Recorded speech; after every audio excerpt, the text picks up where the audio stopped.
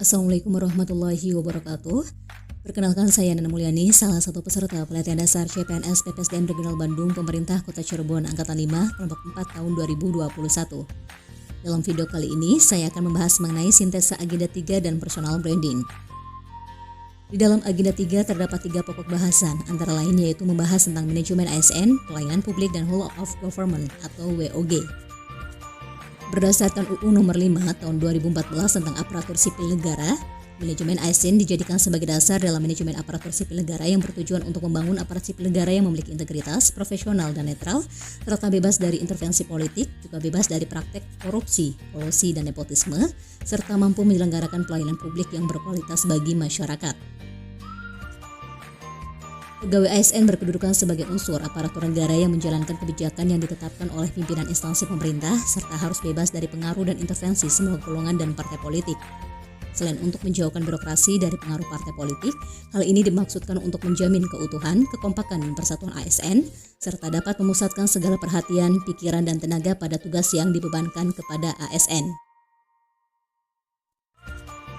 Berdasarkan jenisnya, pegawai ASN terdiri atas yang pertama pegawai negeri sipil atau PNS yang merupakan warga negara Indonesia yang memenuhi syarat tertentu diangkat sebagai pegawai ASN secara tetap oleh pejabat pembina kepegawaian untuk menduduki jabatan pemerintah dan memiliki nomor induk pegawai secara nasional.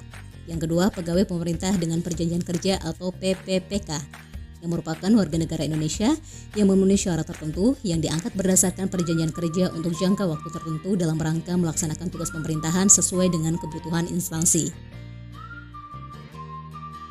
Untuk dapat menjalankan perannya dengan baik, pegawai ASN memiliki fungsi sebagai pelaksana kebijakan publik, pelayan publik, serta perekat dan pemersatu bangsa. Dalam penyelenggaraan kebijakan dan manajemen ASN, dikenal adanya asas proporsionalitas yang mengutamakan keseimbangan antara hak dan kewajiban pegawai ASN. Dalam UU ASN, PNS berhak memperoleh gaji, tunjangan, dan fasilitas, cuti, jaminan pensiun dan jaminan hari tua, perlindungan dan pengembangan kompetensi.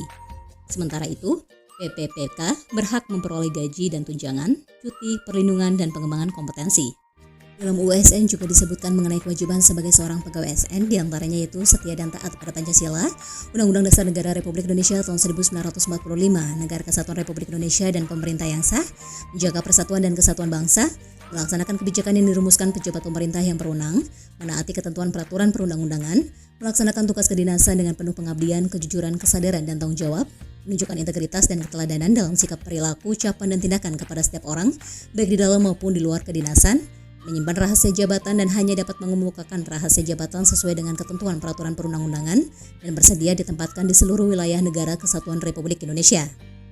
Profesi ASN bekerja dengan berlandaskan pada kode etik dan kode perilaku ASN yang diatur dalam UU ASN yang menjadi acuan bagi para ASN dalam penyelenggaraan birokrasi pemerintah serta bertujuan untuk menjaga martabat dan kehormatan ASN.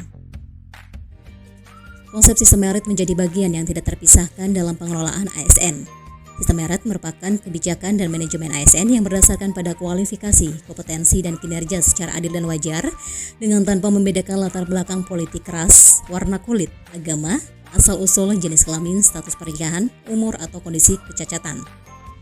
Berdasarkan UU nomor 25 tahun 2009 tentang pelayanan publik didefinisikan sebagai kegiatan atau rangkaian kegiatan dalam rangka pemenuhan kebutuhan pelayanan sesuai dengan peraturan perundang-undangan bagi setiap warga negara dan penduduk atas barang, jasa, dan atau pelayanan administratif yang disediakan oleh penyelenggara pelayanan publik.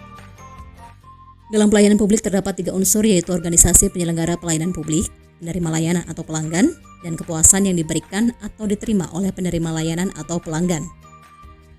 Berbagai literatur administrasi publik menyebutkan bahwa prinsip pelayanan publik yang baik untuk mewujudkan pelayanan prima, penyelenggaraan publik harus bersifat partisipatif, transparan, responsif, tidak diskriminatif, mudah dan murah, efektif dan efisien, aksesibel, akuntabel, dan yang berkeadilan.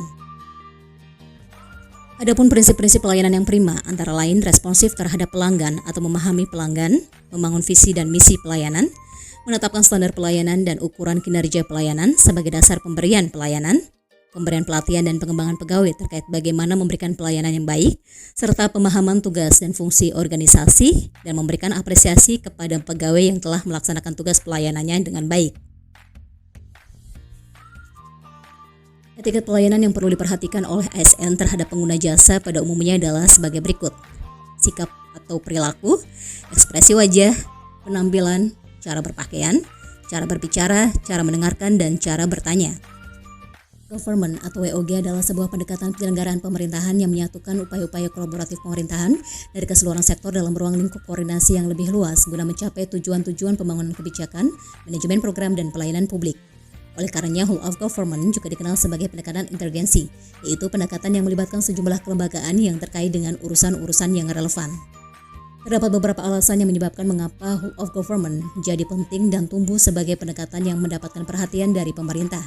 Pertama adalah adanya faktor-faktor eksternal seperti dorongan publik dalam mewujudkan integrasi kebijakan, program pembangunan dan pelayanan agar tercipta penyelenggaraan pemerintahan yang lebih baik. Kedua, terkait faktor-faktor internal dengan adanya fenomena ketimpangan kapasitas sektoral sebagai akibat dari adanya nuansa kompetisi antar sektor dalam pembangunan. Ketiga, khususnya dalam konteks Indonesia, keberagaman latar belakang nilai, budaya, adat istiadat serta bentuk latar belakang lainnya mendorong adanya potensi disintegrasi bangsa. Terdapat beberapa cara pendekatan whole of government yang dapat dilakukan, baik dari sisi penataan institusi formal maupun informal. Di antaranya yaitu penguatan koordinasi antar lembaga. Penguatan koordinasi dapat dilakukan jika jumlah lembaga-lembaga yang dikoordinasikan masih terjangkau. Membentuk lembaga koordinasi khusus, bertugas dalam mengkoordinasikan sektor atau kementerian, adalah salah satu cara melakukan whole of government. Membentuk gugus tugas, satu cara agar sumber daya yang terlibat dalam koordinasi tersebut dicabut sementara dari lingkungan formalnya untuk berkonsentrasi dalam proses koordinasi tadi. Koalisi sosial. Koalisi sosial ini merupakan bentuk informal dari penyatuan koordinasi antar sektor atau lembaga tanpa perlu membentuk lembagaan khusus dalam koordinasi ini.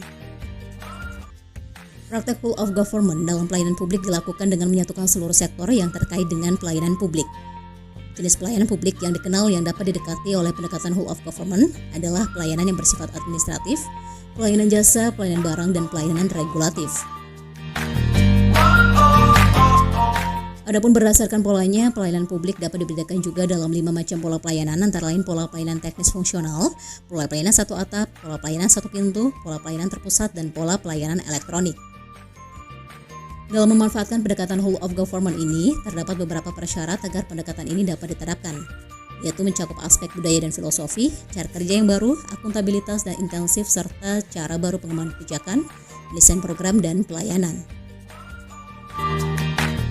Berdasarkan UU nomor 28 tahun 1999 tentang penyelenggaraan negara yang bersih dan bebas dari korupsi, kolusi, dan nepotisme, terdapat asas-asas terkait dengan implementasi whole of government, antara lain asas kepastian hukum, asas kepentingan umum, asas akuntabilitas, asas proporsionalitas, asas profesionalitas, asas keterbukaan, asas efisiensi, dan asas efektivitas. Pembangunan daerah merupakan perwujudan dari pelaksanaan urusan pemerintahan yang telah diserahkan ke daerah sebagai bagian integral dari pembangunan nasional. Untuk itu, ada beberapa hal yang perlu diperhatikan, antara lain mengenai asas penyelenggaraan pelayanan, manajemen pelayanan publik, kewajiban pemerintah daerah untuk membuat informasi pelayanan publik dan maklumat pelayanan publik, penyederhanaan jenis dan prosedur pelayanan publik serta pembentukan UPTD satu pintu, pengaduan, evaluasi pelayanan publik dan partisipasi masyarakat dalam pelayanan publik. Dari materi dalam agenda 3 tersebut, maka diharapkan kita menjadi seorang ASN yang berkarakter, profesional, dan inovatif. Berkarakter dengan menjiwai nilai-nilai dasar ASN yang ada. Diharapkan menjadi ASN yang akuntabel, berjiwa nasionalisme, mempunyai etika, memiliki komitmen dalam meningkatkan mutu, serta berjiwa anti korupsi dalam menjalankan tugas, peran, dan fungsinya sebagai ASN. Profesional. Pegawai ASN dalam menjalankan tugasnya tentu harus berdasarkan profesionalisme dan kompetensi sesuai dengan kualifikasi bidang ilmu yang dimilikinya. ASN diharapkan dapat terus berinovasi dan membuktikan kontribusi yang nyata bagi kemajuan bangsa. Itulah penjelasan mengenai sintesa agenda 3 dan personal branding dalam video ini. Terima kasih dan semoga bermanfaat. Wassalamualaikum warahmatullahi wabarakatuh.